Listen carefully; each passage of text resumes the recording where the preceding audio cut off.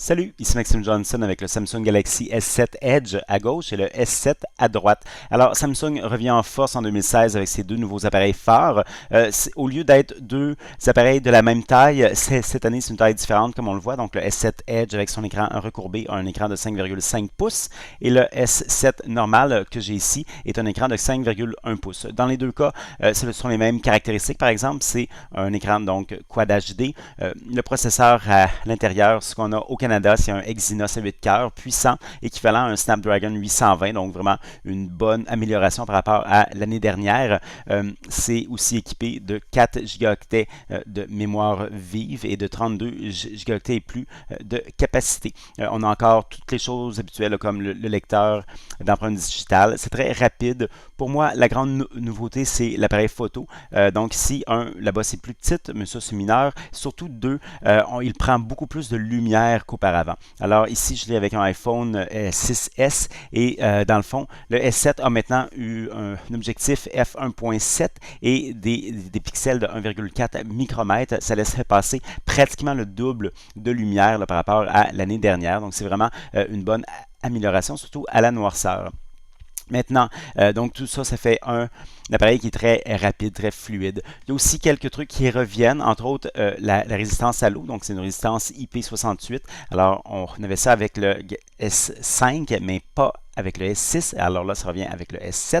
Autre chose qui revient, c'est la fente pour carte micro SD qui se retrouve derrière la fente pour carte nano SIM. Et ce qui est bien, c'est qu'avec Android 6, la mémoire interne et la mémoire sur la carte sont unies en une seule, alors ce qui rend tout ça là, beaucoup plus facile à gérer qu'auparavant.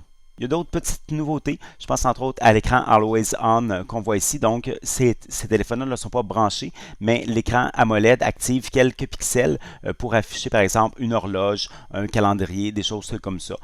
C'est un petit ajout qui est quand même sympathique.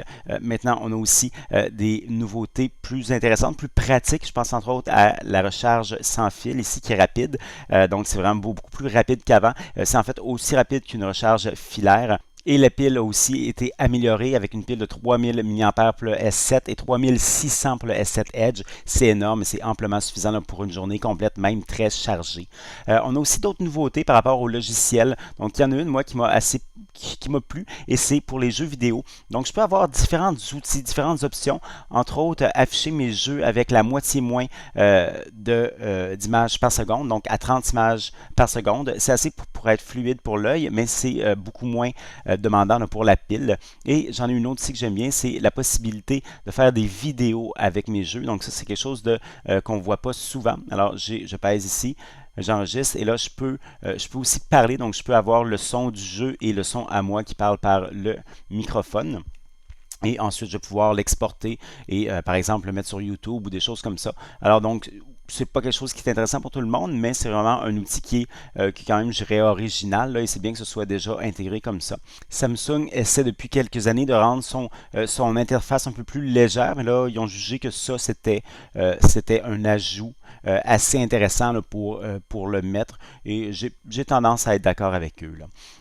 Maintenant, l'autre nouveauté logicielle qui m'intéresse, c'est relié au S7 Edge seulement. Donc, lorsqu'on glisse son doigt vers le côté vers l'intérieur, on a plus d'espace qu'avant pour des raccourcis et des choses comme ça. Alors, ce sont ça les deux nouveaux téléphones cette année de Samsung. Ces deux téléphones qui sont, honnêtement, qui sont bons, qui n'ont pas vraiment de défauts.